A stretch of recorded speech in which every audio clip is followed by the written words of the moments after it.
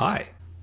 In this video, I want to compare the two versions of the Spiel des Jahres nominated game from Paolo Mori and publisher Hurrican, 2013's Augustus, also known as Rise of Augustus, and 2020's Via Magica. From my memory, this is one of the earlier games, at least that I know of, illustrated by Vincent Dutré, at least in this now very recognizable style that's basically his signature. It's funny, publishers have asked him to illustrate newer versions of older games to kind of, punch up the presentation for a modern audience. I know Medici was an example. But this is one instance in which his art is being replaced in a newer version. We've moved from a vaguely historical setting to fairy tale fantasy with infantilized art. Look at the size of that belt buckle.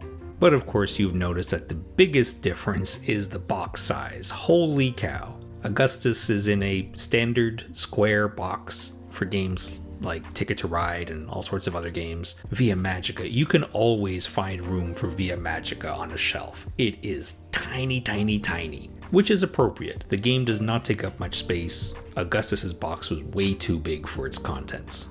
Looking at the backs of the boxes, of course it's a very multilingual version that we see here from the 2013 edition. There have been a few different versions of this with various combinations of languages. Being such a multilingual release, it's kind of a wall of text, and it looks like they try to, describe the flow of the game.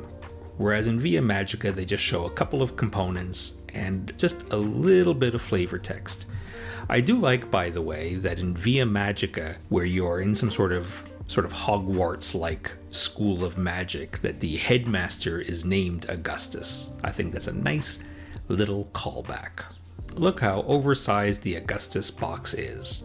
I don't know any hobbyist that appreciates it being in a big box like this. Oh, but the Via Magica box, it's just great. Look at how tiny that is, and there's just room for everything and not a lot of spare room. Dante described several levels of hell, but he left out the level of hell reserved for publishers who make big square rule books that are trifold. Oh my gosh, what a huge pain in the butt, and it takes up so much space. Via Magica's rulebook is quite small, has a fair number of examples, mostly pretty clear, has a quick guide at the back as to what all the icons mean. The cards are a little bit different. I didn't go through with a fine-toothed comb to see exactly what's different, but I'll give you some examples. In Augustus, there are cards that allow you to treat one icon as if it's another icon. And then they have to have a clarifying rule to say, well, yes, but if you have another card that has that second icon that you're able to convert into a third, you can't convert the first into the third. They kind of simplified that for Via Magica. The equivalent card just says that symbol becomes a wild. But it is a little bit weird. I feel like it might throw off the balance a little bit. Like, being able to consider an icon to be every other icon is really powerful. If you start with some of these cards, that's definitely an advantage. There is art on some of the Augustus cards that show different goods, like wood and spices maybe, dyes, and wheat. And what's interesting is that only two of these, wheat and gold, actually do anything. The rest are just art. Perhaps the other resources were intended for an expansion that we never got. Certainly if Augustus had won the Spiel des Jahres, I'm sure we would have seen those expansions. Augustus also has a couple of cards that are attacky. If a player builds this card, other players have to destroy one of their existing cards. They get to choose which one, but still attacky. As far as I can tell, there are no attacky cards in Via Magica. These are the bonuses that players can go for. The top row of each shows the points that you get for getting 2, 3, 4, 5, or 6 cards in your personal tableau. Same point values.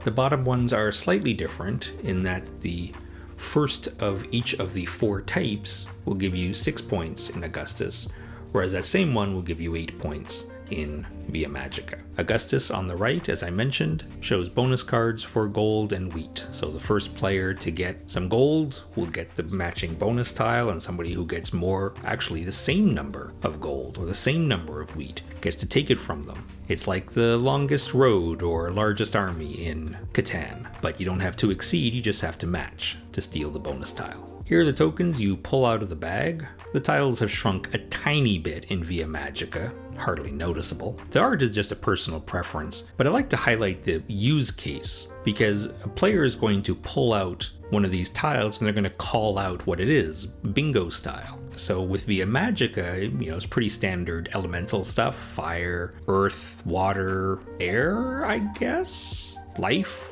with plants, and shadow or dung. And unless you're familiar with Roman stuff, it's a little bit trickier in Augustus. I guess that top left one is a standard, right? We got a tower shield and a catapult, and we got a dagger as well as 2 crossed swords. That part might be a little confusing to people. In Augustus, the pieces that you would put on the cards in order to try to finish them and build them were legions in Augustus, and in Via Magica they're some sort of magical crystals that you use to build portals. These plastic crystals are very standard in shape. You see them in games like Niagara, for example, same standard crystalline shape. Augustus's are wooden. And finally, these are the components that are specific to Augustus. I showed them before, the 2 bonus tiles for gold and wheat, and a scoring pad, which is not strictly necessary. But I guess if you got this big giant box, then why not fill it with something? So yeah, a scoring pad is useful, I guess. Alright, thanks for watching. Remember, older games like Via Magica and Rise of Augustus don't stop being good just because newer games come out. You know it. Alright, take care.